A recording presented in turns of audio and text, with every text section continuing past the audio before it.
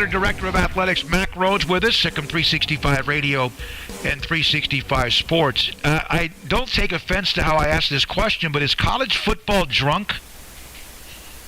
It's been a lot of activity over the last 48 hours, hasn't there?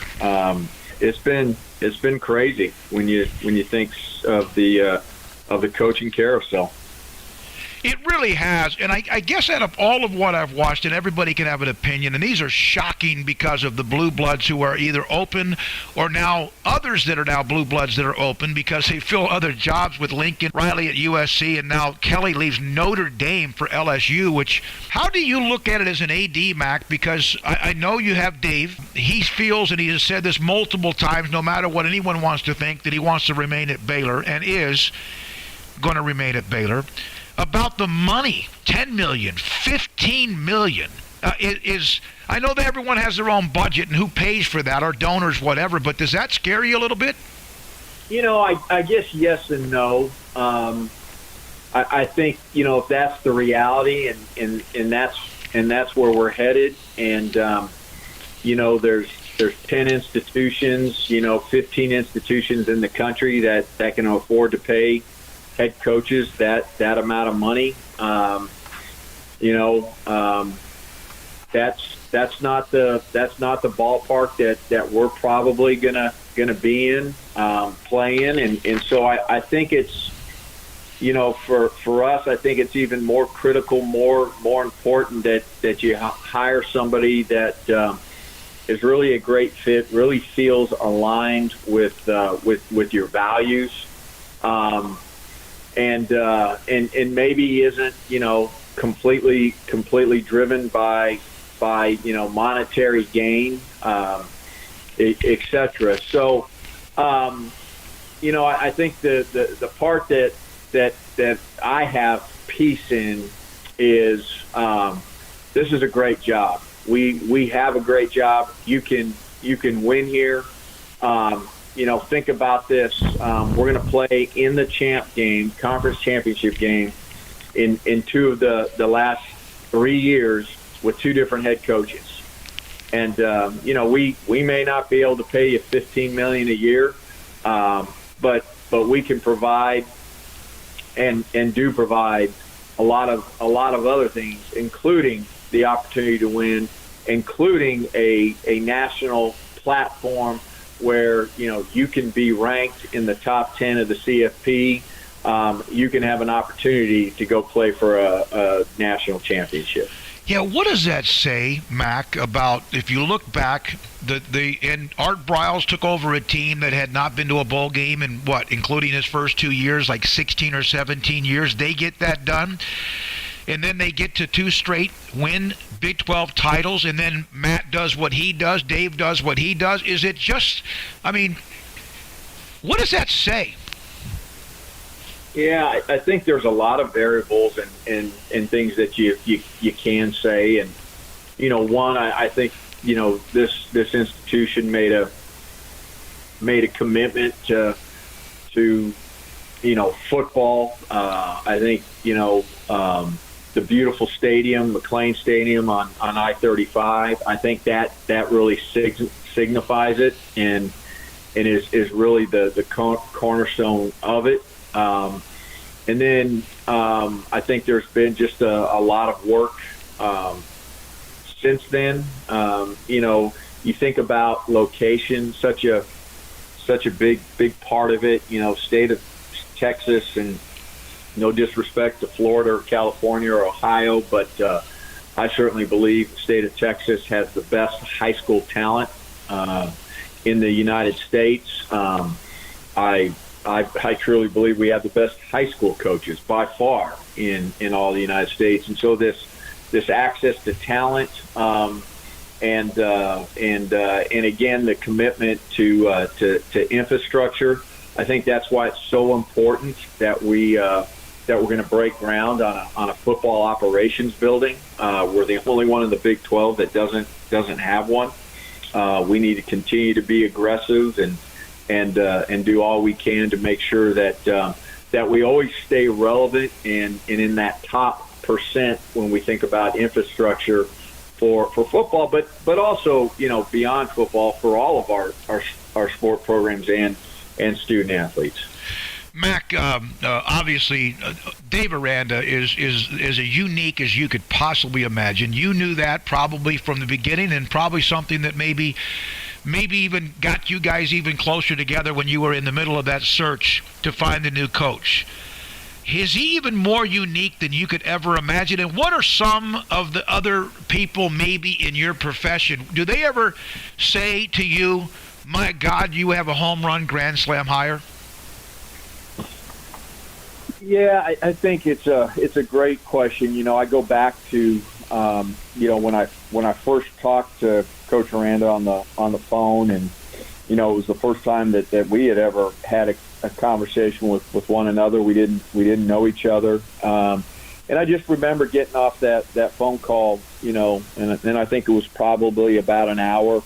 He was prepping for the national championship game. I was in that little airport outside of Rhoades in New Mexico, and I remember just getting off and just saying, "Wow, this guy could be our next head coach," and the uniqueness, just quite frankly, really probably drew me to him, and certainly the committee, and not just to be different, but it was refreshing, and it certainly aligned with my beliefs, my philosophy, our institution's core values, and I think when we hired him, there were a lot of people that let's wait and see,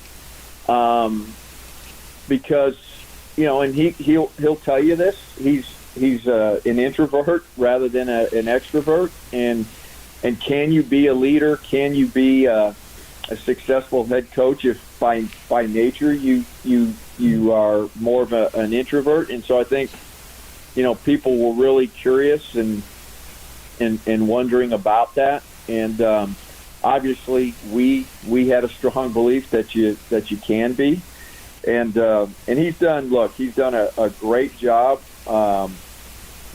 I think colleagues and people across the country have the utmost respect for him as a person, the way he treats people, the way he's interacted with folks throughout his journey in college football, and then I think they have unbelievable respect for him as the football mind, and how he does it. How he does it, how he teaches, how he leads, and so we're blessed that he's our head coach, and we made the decision. I made the decision because just thought there was great upside there, and there's still so much growth for him, and I mean that in a really positive way. He's got such a high ceiling, and hopefully all of us, including myself, we're growing every day, because the minute we stop, we're gonna end up getting beat. In fact, one of his commandments is do not allow outside noise into the program. But when he has felt it a little bit, he has actually addressed it with the players, the staff, and obviously, I'm sure, with commitments. He also said that even if I was to say something right now, no one's going to believe me. And how many coaches would actually even admit that? Because a lot of times they just talk. Have you found in those meetings you have with him at 6 o'clock in the morning or whenever they are that he is, I'm not saying perfect, but he is almost as real as you've ever dealt with? Yeah, I've been blessed to deal with and work alongside some really great coaches and administrators, people that are genuine and real, but he certainly stands out as one of the most genuine, most real. And I think it's hard for people on the outside, and I get and I know and I understand that, and I've got great piece of it about it because of the conversations that him and I have had, and those conversations didn't start after the Oklahoma win, and all of a sudden, everybody's writing articles about him, and, literally, for that moment in time, whether it was a week or 10 days or 2 weeks, I don't even remember. He may have been the hottest name out there. We've had conversations about him and fit and staying at Baylor before that time, and I trust him, and I think he trusts me, and he wants to be here, and when he talks about walking across campus and just feeling like he belongs, that's real. And obviously there's the monetary side of this, and taking care of your family and thinking about longevity. All of those things certainly play into it, but where I think he's unique is that's not the main driver for him. Those two things are not, and it probably, and in fact I know it drives his agents crazy.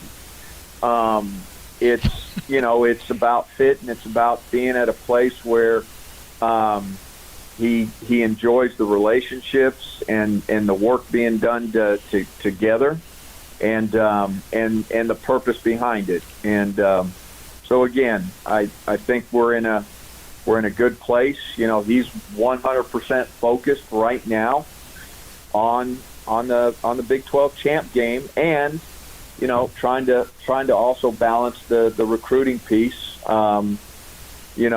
because everybody else that's not playing in a champ game is out recruiting and trying to prepare as best they can for the early signing period.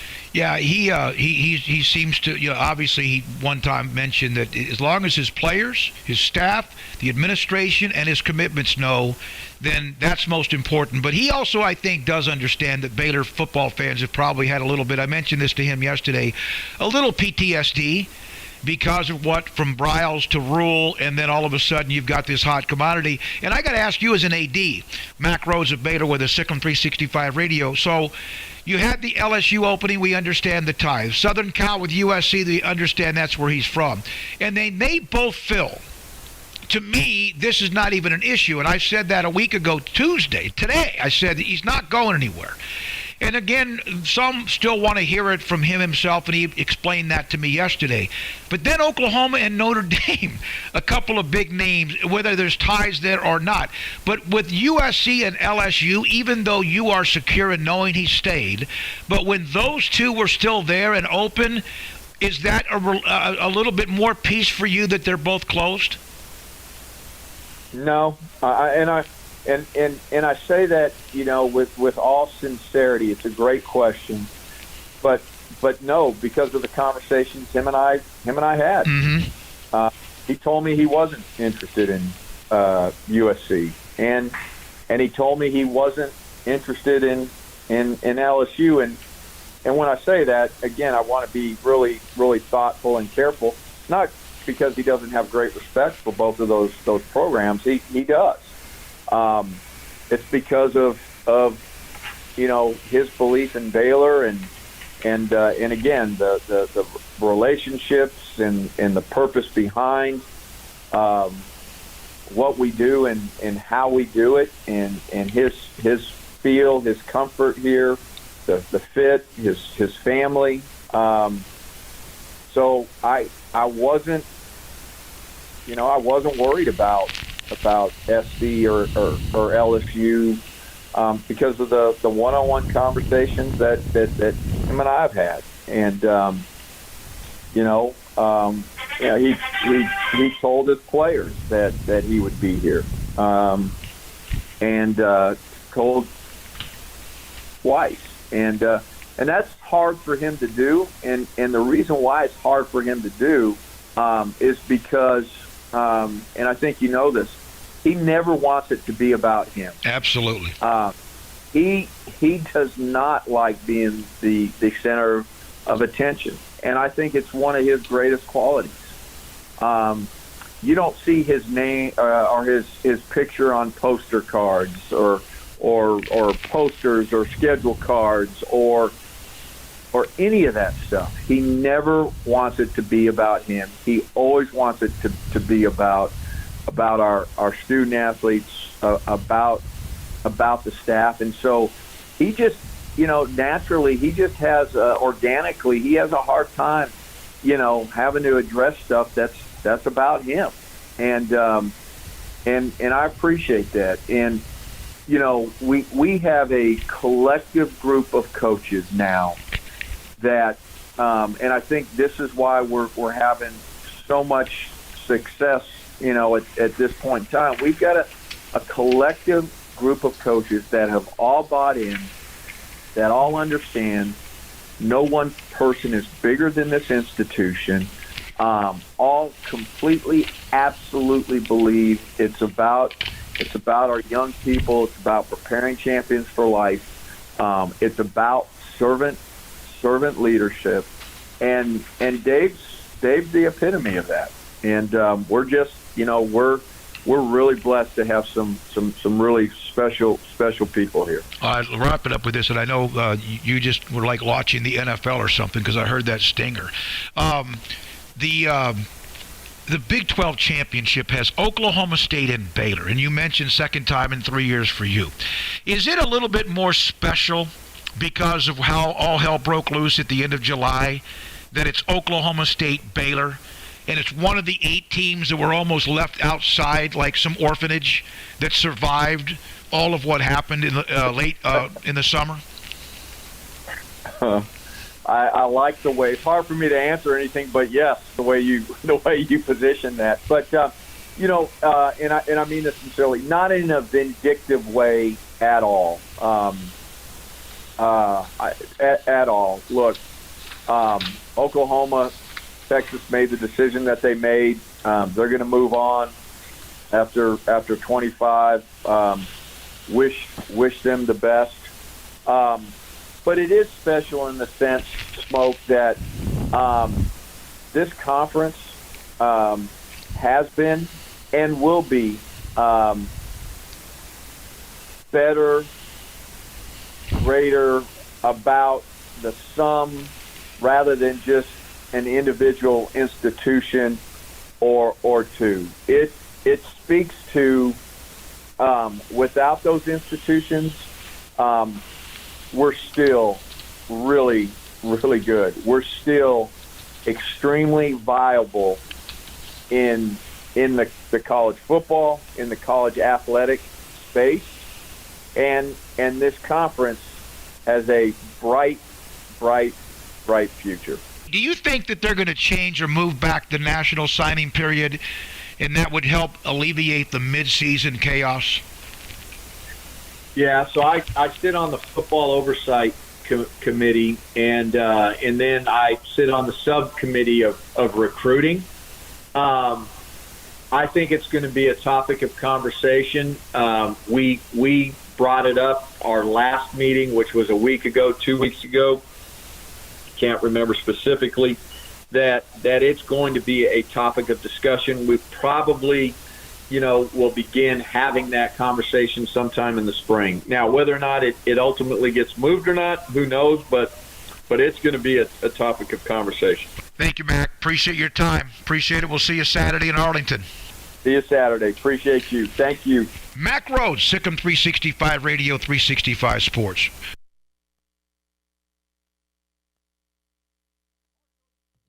Marcos